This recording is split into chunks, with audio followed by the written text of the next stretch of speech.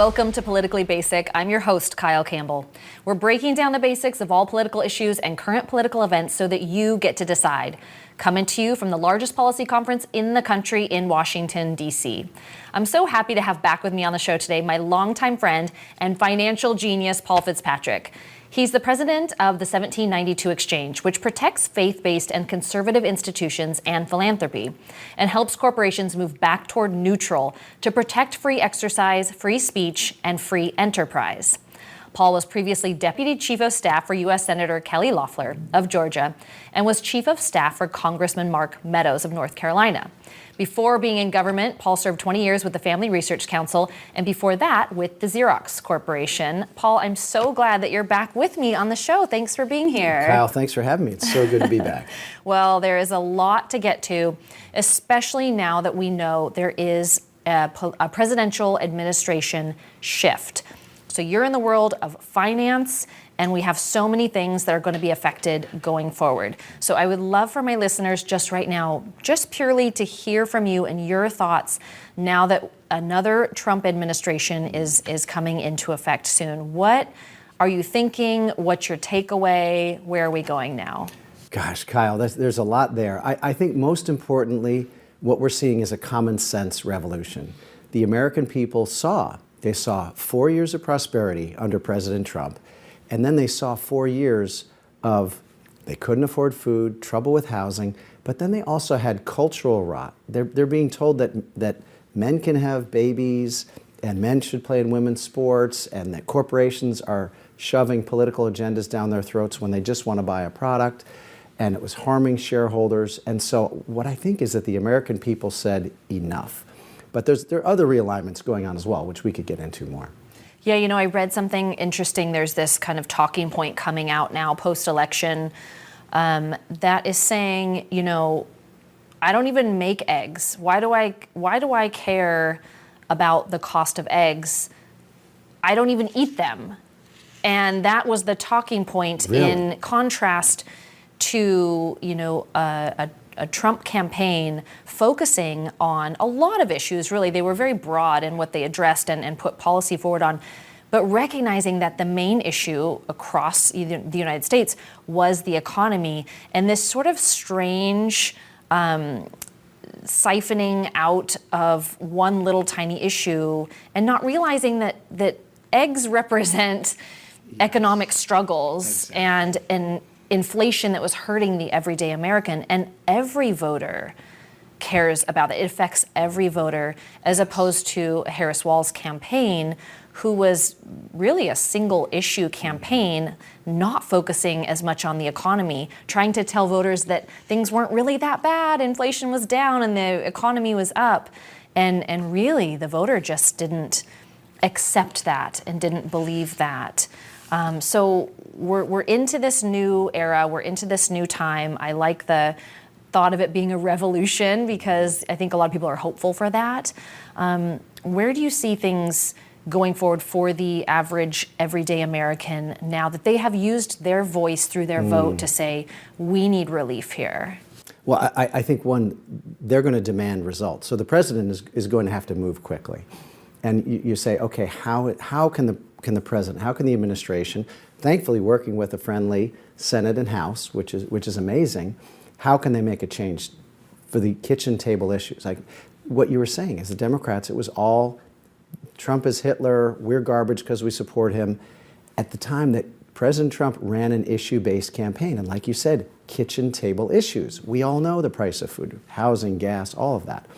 So there's several things they're going to do. Big picture, the regulatory state. That's the federal government has regulations that tell lots of big businesses and frankly small businesses what they can do, what they can't do, what they can sell, what they cannot sell. And it affects just about every product. And so what you had is a loosening of the regulations under the first Trump administration, and that helped unleash the economy. You had a tightening of those regulations under the Biden administration, which chokes the economy. So unleashing in general regulations, but one of the most important ones will be on energy. Again, why were energy costs so low under the Trump administration? It's because they were allowing permits, right? So what happened under the Biden administration?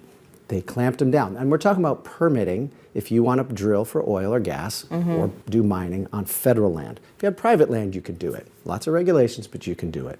But the federal government really clamped down. And it's for on land and it's offshore. And so what's going to happen is the Trump administration is going to open that up. There's going to be a lot of investment going into that. And so then it's going to drive up the volume, right? We're going to have the supply will be higher, the price will go down, and then that energy cost goes into everything. Back to your point about the eggs. When oil and gas costs a lot and it's scarce, yes, it does drive up the cost of your eggs. And so the American people are going to see that. They're going to see it long term, but they're also going to see reduced cost short term. Because remember, the market, in many ways, it's a predictor of what's going to happen. And so if the market believes, if businesses believe costs are going to go down, they're going to behave accordingly. And so that's going to happen. There also, I didn't even get to, there's going to need to be some legislation passed. It's not going to be easy. Again, I don't want to get in the weeds too much, but when it comes to the environmental regulations, if you want to sell a product, you want to build a road, we have this law called NEPA, National Environmental Protection Act. This controls so much. And so we're going to need the Congress to pass a law to, in essence, amend NEPA. And yes, of course we want to protect the environment, but we, right now, in essence, what the federal regulations and the laws are used is really just to stop development. And so the Trump administration, working with Congress, are going to have to work on that. Yeah, he's got the trifecta. So he has both chambers of Congress and the legislative body that will help him accomplish that. What would you help explain to anyone who would argue that we shouldn't be tapping our own natural resources in the United States, that it's bad for the environment, that it's bad for the climate, that we should be conserving those? Yeah, yes. I mean, there's so much when it comes to, some call it the climate cult and the hoax. And I don't mean a hoax that there's been a little warming. Yes, there's been a little warming, but it also depends on what your marker is. How long are you counting back? You're counting back 100 years or 500 years or 1,000 years. There's been a little warming, yes. And by the way, a little bit of warming has helped in agriculture, and people are more likely to die from cold than heat if you're impoverished. So that's one point. The other thing is that the premise is that CO2 is a poison. It's not. It's not. It's plant food. We eat plants. We eat animals that eat plants. And so, and by the way, CO2 is 0.04% of the Earth's atmosphere, and humans contribute 3% of that 0.04%. I can't even do the math. It's a lot. It's a little. It's very small. So, but really, what that climate agenda is about, it's in essence a way to push Marxism. Not many people call it that. It's interesting. China's behind a lot of it, and what will that do? They're saying yes, we shouldn't be using hydrocarbons, oil, gas, coal. We need to have renewables. Well, renewables don't make sense economically, right? Wind and solar, there wouldn't be any of it unless we had taxpayer subsidies. Oh, by the way, back to China. The wind and solar industries are 100%, almost 100% reliant on Chinese products. And by the way, China produces those products with dirty coal plants. America, we have really clean coal plants. What you see coming out of a coal stack in the US, that's steam. In China, it's dirty. So to your point, yes, we have this amazing resource of oil and gas and coal. They're very efficient. And yes, we need to engage nuclear. That's a great opportunity. But these energy sources are what drive human flourishing, drive the really, in essence, life expectancy, ability to, if you're poor and you have to walk all day to get water, you're not getting educated. That's what happens in the developing world. So this climate agenda, it's not just about keeping the oil in the ground. It is about changing how people live their lives, and that drives everything. One of the other ways that they say we have to reduce greenhouse gas emissions, CO2, is fertilizer. Well, why have we seen the poverty rate, the percentage of global humans dying from starvation go way down? Yes, it's markets, but it's also fertilizer. That's fertilizer that's derived from natural gas. Well, the left doesn't want countries to use fertilizer derived from natural gas. Sri Lanka was a failed nation because they decided to not use fertilizer based on natural gas a few years ago. The government was overturned. People were starving. That's the green agenda. And so it is about changing the way we live. The other folks, right now, as we're taping, right now there's a big conference going on. It's called COP29, and it's been going on for 29 years.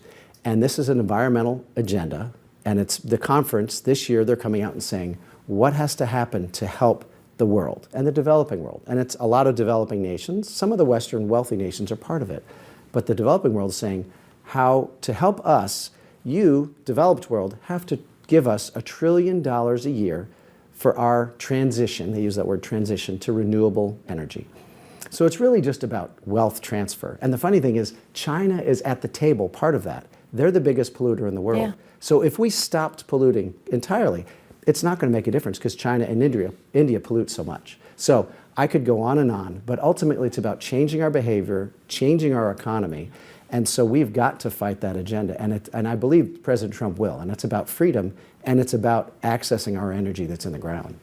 It seems like people who want to save the climate, want to save the planet, and this has morphed across the years, right? You know, they call it different things based on what it will be most palatable to people. Yes. It seems very contradictory to actually benefiting the environment. And what is the end goal there? Is it population control? Is it just for the government to have more control? Is it to generate more money for the country and for the federal government? What is the purpose? What's behind the agenda? Yeah. I think it's strange bedfellows. I think the climate and the environmental movement has several categories. I do believe they're true believers. They just want to protect the climate, protect the planet. They don't want pollution. We don't want pollution either. America we have the cleanest water, cleanest air of anybody in the world because we care about it, right? And we invest in the technology. Other countries don't. So you have the true believers. You have some who want to use the climate agenda to exert political control. You have some who want to use it to, in essence, redistribute wealth, as I just alluded to.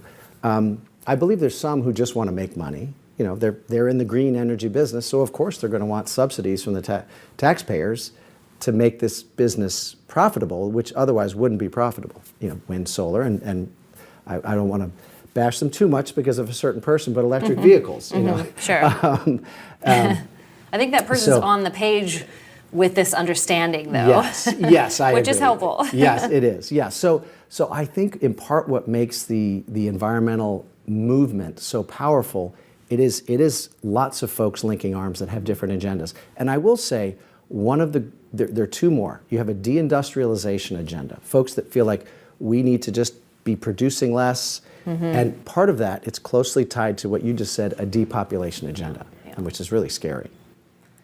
It's scary. It almost sounds conspiratorial. Like if you talk about any of these things, then you must be a conspiracy theorist because it's very kind of Dr. Evil. You know, you have these axis of evil and they're trying to, you know, take over the world.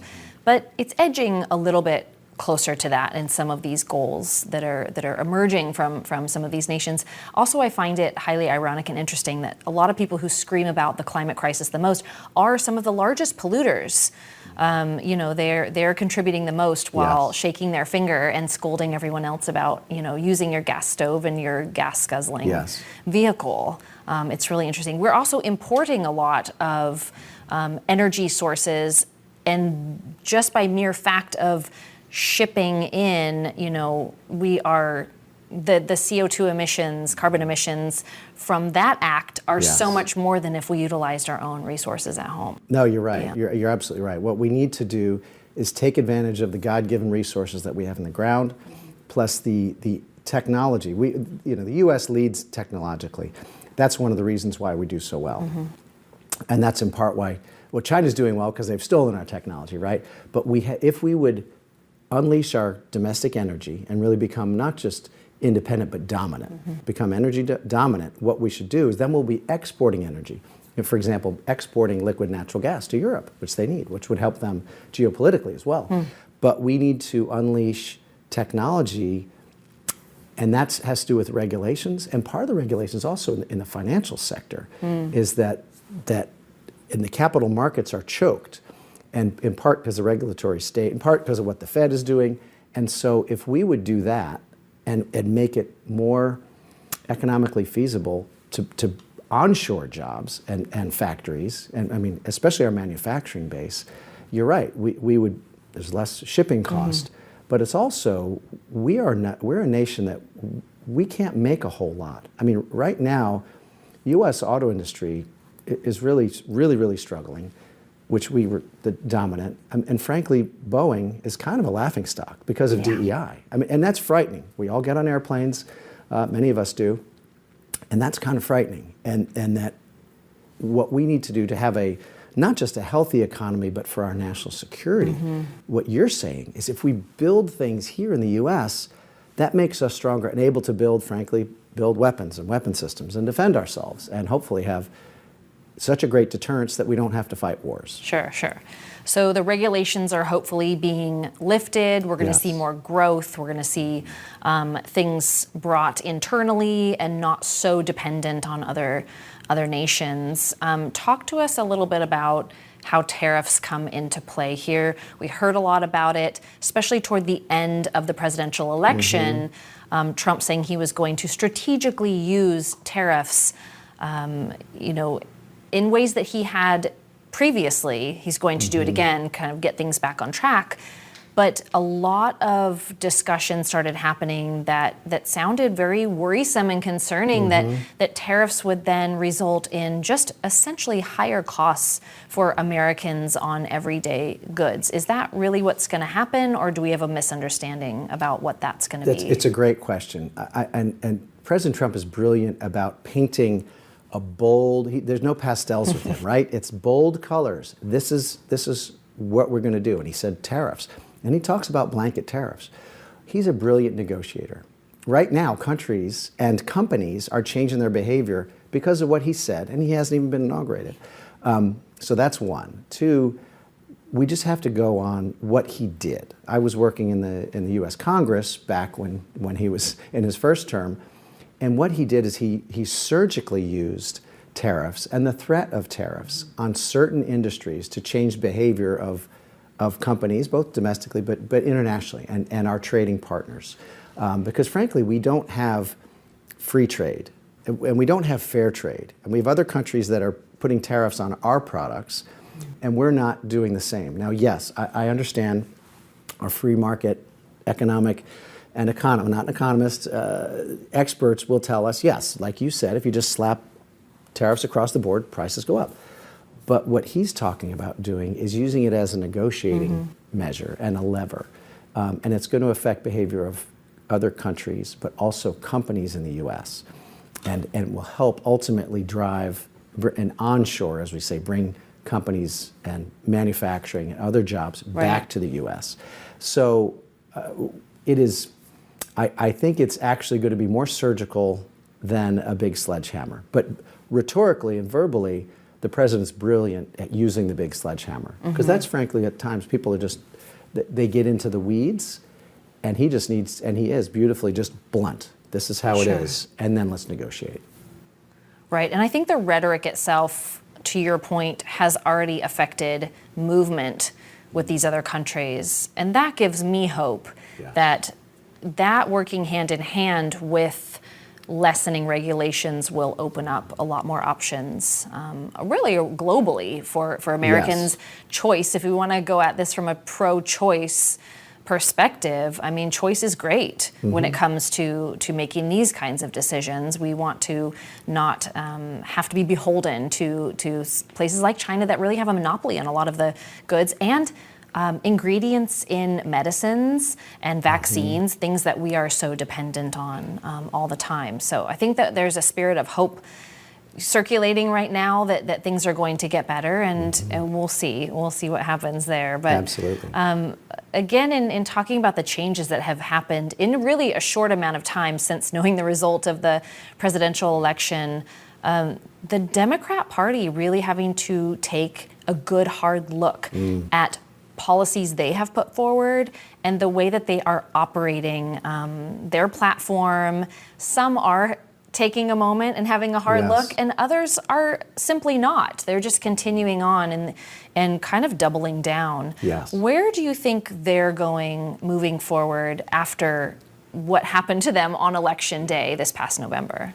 Historically, they've been pretty good about keeping their intra-family fights private, but you've seen lately more folks speaking out who are of the left and support the Democrat Party across the board, saying we're disconnected from. I mean, amazingly, talking about even Bernie Sanders saying the Republicans are connecting with average workers more than the Democrat Party. Mm-hmm. There's been such a shift. So I think they're having massive internal conversations, I have to assume, and frankly, I would hope for the American people. I hope they realize they went too far, too progressive, whether it be policies related to Israel, but also economic policies, or whether men can have babies, or boys and girls sports, or what's going on in schools, or just frankly about freedom. And I think what happened is the American people saw that the Democrats were in essence lying and being deceptive and telling them, no, the economy's good, no, your city's safe, no, the border is secure. And everybody knows, everyone knows that's not true. And President Trump ran an issue-based campaign, whereas the Democrats ran this, ad hominem campaign. And I do believe that and I'm hoping there are Democrats saying, okay, we need to rethink this. We've lost our base. Their base was working class Americans and blue collar folks, union folks. Though they have dramatically, in 49 of 50 states, the vote moved to the right, remarkably. And so I've got to believe, and I have to hope, that they're going to rethink it. Unfortunately, often their solution goes to, we need higher taxes, more government, more redistribution, and doubling down. And all those policies are what drove up the inflation and everything we've talked about. So I'm not optimistic they're going to get all the way to common sense, but we have to be hopeful and prayerful that they actually will move closer. Because ultimately, if they don't change the trajectory, they're going to keep losing. Now, I will say, we don't have, Donald Trump is such a unique candidate. A person who has been vilified for 9 years, nearly assassinated, a subject of lawfare, they're trying to bankrupt him. He was able to capture, for example, black and Hispanic men like no other Republican. So I don't know if the next person running, the next Republican running, whoever that is going to have that same connection. Right. So it's not, conservatives, Republicans can't rest on our laurels. Right. And I think that generally that's understood right now, which is good. Yes. Because it has been such a push and everyone's tired and there was a lot of drama and it was exhausting. So everybody wants to go take a vacation and maybe stick heads in the sand for a minute. But when you look at this second Trump presidency, it's 4 years. Now, when things are bad, 4 years seem like an eternity. When they're hopeful and things are starting to kind of get fixed and get sorted, they can go by really quickly.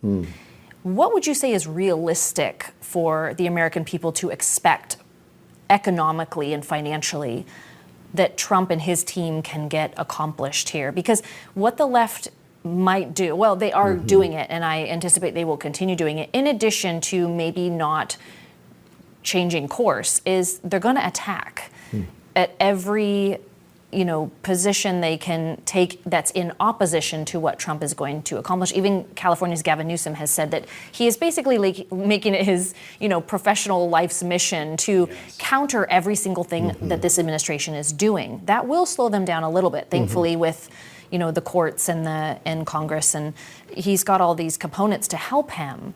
But it's going to be a little bit slow. What can we expect reasonably so that things aren't going to change overnight and not all be perfect? But what makes sense for us to see happen in these next few years? That's such a great question. There's so many ways of looking at it. If the president can quickly get his folks confirmed, and you have the cabinet, but then you have there are hundreds of folks below that, hundreds. So if they can hit the ground running, that's going to make a huge difference. If they can move very quickly and extend the Tax Cuts and Jobs Act. That was the 2017 tax cuts. Those are set to expire next year. That's going to be job number one. If they do that bill, and then next would be energy deregulation, things like that. But if they can do that, then it's the signal, and corporations they're planning out. You know, they're not planning out 30 years, but they're looking out quarters, a couple of years. If they know, okay, all of a sudden we know what our taxes are going to be for the next 5 years, whatever the law is extended, then they're going to know to invest. But right now they're holding back because they don't know. And so business and economy is very much about optimism. Do you have optimism or pessimism? And I think if the Republicans pass the legislation quickly, I think you're going to see the economy pick up. I mean, let's say they do it in the first quarter, which would be great, be amazing. I think by the middle of next year, you're going to see business moving a lot faster. It's not going to be overnight that everything's changed, but then by the end of the year, I think you're going to have a lot, but especially if regulations start getting changed. Now, just from a civics lesson, the president can't just go in when it comes to regulations and just turn them on and turn them off. There's this rulemaking process, and you have to make it public, and people have to have the ability, American people have the ability to comment, and the left is really good, and then the left will sue. And so to your point about Gavin Newsom, they have a whole complex of people and organizations that are brilliant who know how to gum up the works. Lawsuits, and frankly it's called the deep state, but it's just, you may call them apparatchiks, or however you want to call them, Sure. the bureaucrats who don't want to comply. So they're going to slow it while the president's on the gas. So I think by the end of the year, you'll see a lot. But one thing we have to remember is historically, the president will lose seats in the House at the midterms. So the president really has 18 months. That's true. To really do a lot. So I know you're right, 4 years is a long time, but the president really has 2 years. It could be that, it's not going to be easy. I think if the president is able to do and the Congress is able to deliver what they promise, I think Republicans can hold the House. It's not going to be easy, but I think they can, and they should hold the Senate. If that happens, then I think you're going to see a whole lot instantly, a whole nother slew of bills passed that will make the next 2 years, and you're building on the goosing of the economy, and I mean in a good way. I don't mean like falsely. Sure. I mean truly, I think, yes, then you're going to have a huge wave, and the American people will vote with their pocketbooks. As James Carville said, it's the economy, stupid. So I could go on, but it's hard to predict exactly. But if they do a few of the big things, you're going to hear all sorts of talking about lots of little bills. It's not important things, but if a few of the big things happen, legislatively, regulatory-wise, especially in energy, I think the economy can just take off. That's so helpful to know. Thank you for explaining that and breaking that down, because I think it's helpful for us to have those markers and know, like, hey, is it going well? Is he getting gummed up? Where are we at? The market had that big bounce right after Election Day, as you're saying, that it is predicting that things are going to go in a direction that will benefit the economy and the markets. And so that is also good to see, and we'll hope for that. Now, at 1792 Exchange, I mean, you guys are all about, protecting the consumer, protecting free enterprise. With this knowledge going forward, knowing, who's going to be in the White House and in the cabinet, and anticipating these things coming down the pipeline, what are you guys most focused on, and where are you putting a majority of your efforts? Great question. And what we've been working on is corporations. Imagine they're in the middle, and they've been pressed to the left. And we talk about that. Why and how did corporations get so politicized? You had the big financial institutions, the asset managers, it's BlackRock, State Street, and Vanguard, are their largest shareholders because they're managing our 401k, our 403bs, whatever, our IRAs. They're using that money to push corporations to the left. Well, what else was pushing corporations to the left? Federal government. I mean, state governments are too, but really the federal government. So it was very hard. If you're a public company CEO that's trying to say, no, I want to sell widgets and return value to my shareholders. I want to take care of my employees and, of course, the community. It's hard to stay neutral when those two forces are pressing you one direction. And so we have been working to press the other way, working with allies in the States and educating the American people on what companies are doing so they can vote with their pocketbooks, and protect themselves, right? Decide with whom should they do business, especially if you're running a business or running a nonprofit. We want the American people to know, okay, is this bank going to fire me or is this? So that's why we have our database, our corporate bias ratings, we call it. And so we have seen a great pushback over the last 3 years. And we have some allies who have been working on this. And just in recent couple months, you've seen companies shift. And the reason I'm mentioning all this, you've had 9 major companies, really starting with Tractor Supply, push back and pull away from ESG, DEI, cooperating with the Corporate Equality Index, and even how they're using their giving, because they were doing political giving and like divisive social issues instead of just giving that's related to their employees or their industry. Well, you have this shift that's been happening, and all of a sudden, the Trump administration is going to come to town. The Trump administration will pull back a lot of those levers. The Biden administration had a whole of government ESG approach, meaning they're using every ounce of the federal government to push ESG, whether you're a defense contractor or you're someone regulated by the SEC. You are pushed on DEI and ESG. Imagine if you're a CEO in a company and all of a sudden that lever is being pulled back. And so you're getting less pressure from the federal government. And frankly, the financial world, because we and others have put pressure on them, they're pulling back somewhat. So what we hope to do, back to your specific question, is engage with companies, help them move back to neutral. Yeah. And we do this privately and confidentially.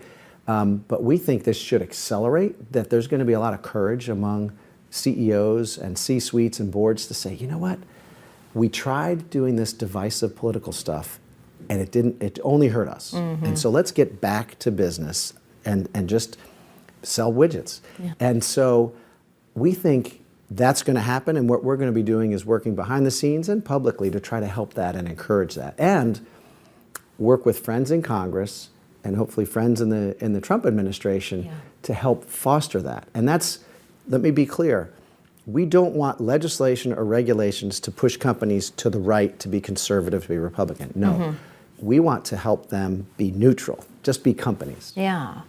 And it's sort of coming full circle now, as things do, right? You either have a pendulum swing or it goes so far it comes back around. Yes. But DEI and ESG, this environmental, social governance push within corporations, seems to have had its day. And to your excellent point, they realized it wasn't beneficial. But you've got some of these corporations that are just massive, like BlackRock. I mean, does it still matter to them if it's not financially beneficial? Is the bottom line being a little bit off? Is it worth it to them to course correct, or do they just have so much money that they're still going to pursue these social issues or trend to the left because they can? That's such a great question. It is a luxury to have a DEI, diversity, equity, inclusion, EVP making $1 million and have all these different policies that are, in essence, distracting your employees. That's a luxury. You can afford to do it if you're huge and your profit margins are high. But if the economy's not so good, you're struggling a little bit, that's the first thing you're going to cut. And so we have seen companies cut that, thankfully. They should do it regardless, but they have been.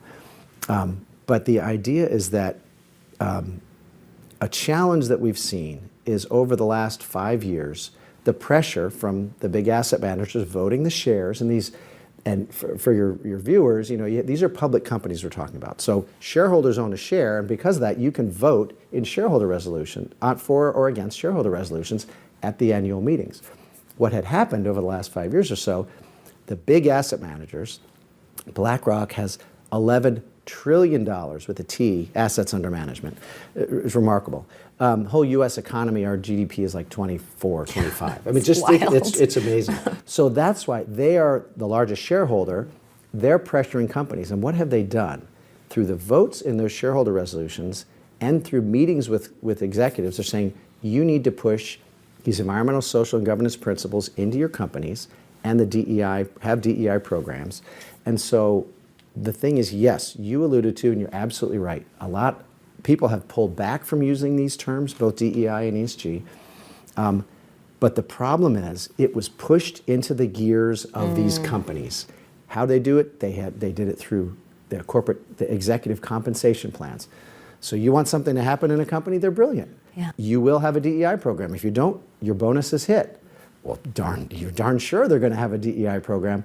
Well, a lot of this is now in the gears and the operations of these companies. And they might change the names, but it's going to be hard to root out. So to your point, you're absolutely right and perceptive that they're changing their tune publicly. Yeah. But we're going to have to monitor and hold them account. And frankly, what you've seen, part of the reason why Robbie Starbuck had been effective is there are whistleblowers exposing what's going on of divisive training programs that don't help anybody. Yeah. And how dollars are being spent. And so as that comes out, the light of day is a great disinfectant, right? So we're hopeful that will happen. Yeah. The companies where it's been burrowed in, it will be rooted out. Ultimately, we need shareholders to demand it. It's fascinating because we are getting a peek behind the curtain of what's been happening. And yeah, these are not stupid people. They're really, really smart. Yes. And they really dug it in there way deep down. So grateful to you in 1792 Exchange that you are doing this work because it benefits the people. Yes. I really want to ask you this question. It's a little bit of more just of a fun question. What's the craziest shareholder resolution you've ever seen? Oh, well, just recently, and I can't remember the exact company, but there was it's an ESG shareholder resolution demanding that the company reduce their greenhouse gas emissions from meat. And this is a company that sells hamburgers, and I can't remember which one it is. So literally, the shareholder resolution being pushed by the left is saying you need to sell less meat. And this is a hamburger company. And some of these big asset managers voted for that. Wow. It's like, that makes you have absolutely the no same, sense. You have Yeah. the same things at frankly, ExxonMobil and Chevron have had to deal with shareholder resolutions saying you need to have, produce less greenhouse gas emissions, which mean, in essence, get out of the oil and gas business. Right. So that's the most illogical. I mean, there are crazy and really divisive resolutions talking about doing diversity audits of your employees based on race. Goodness. And so very divisive things. But the craziest are the ones that actually go at the heart and soul of the business. Completely counterproductive. Yes. And the reason why would that happen? It's not shareholders who are reliant upon that stock for their retirement.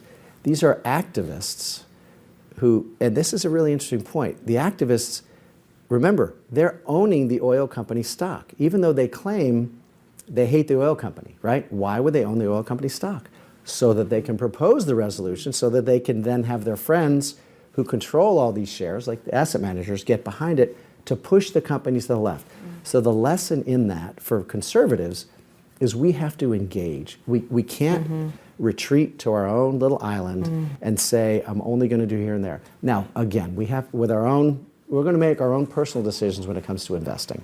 I'm not saying, we all have to be in every company, but we have to be engaged. And so we're all here, we're all called to be engaged, and using our dollars, both our investment dollars and our consumer dollars, we can help these companies make the right decisions. They're all arrows in the quiver. Yes. They're just different. And if people want more guidance or resources, you guys offer that on your website, right? Yes, 1792exchange.com. We have what we call our corporate bias ratings. We've rated 3,100 companies.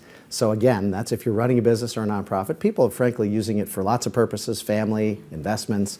We don't give investment advice, but we're also exposing political giving of corporate executives. Oh my gosh. And then we have, There's a need. Yes, we've got a whole database that's really about states and the state pension funds. And these are very, very important. There's over $3 trillion in the state pension funds. These are funds for state employees, doctors, teachers, firemen. Firemen and first responders, police, teachers, not doctors, sorry. That those dollars were being leveraged by the left. But thankfully, there's been great action in the red states to take back control. So we have a database that kind of, in essence, exposes how those funds are being invested, but how they're being voted on those shareholder resolutions we were talking about. The ESG ones are not. So anybody is interested in that, and also learning about asset managers and these financial firms, how they're voting the proxies, you can go to our database to learn about that as well. So helpful. I can't thank you enough for that, but also for coming on today and just helping us better understand a lot of these issues. It affects every single one of us, and it's a new day. So we have to have this more current understanding of how these things are going to work going forward. So, Paul, I always love our conversations and wish we had more time to talk, but I'm going to drag you on the show again. Well, thank you. It's my honor. Kyle, it's been a joy being with you. Thank you so much. And thank you all for joining us on this special episode of Politically Basic, straight from DC. We'll continue to break down the basics so you get to decide. Be sure to check us out at politicallybasic.com and follow us at Politically Basic so you don't miss an episode. And we'll see you next time.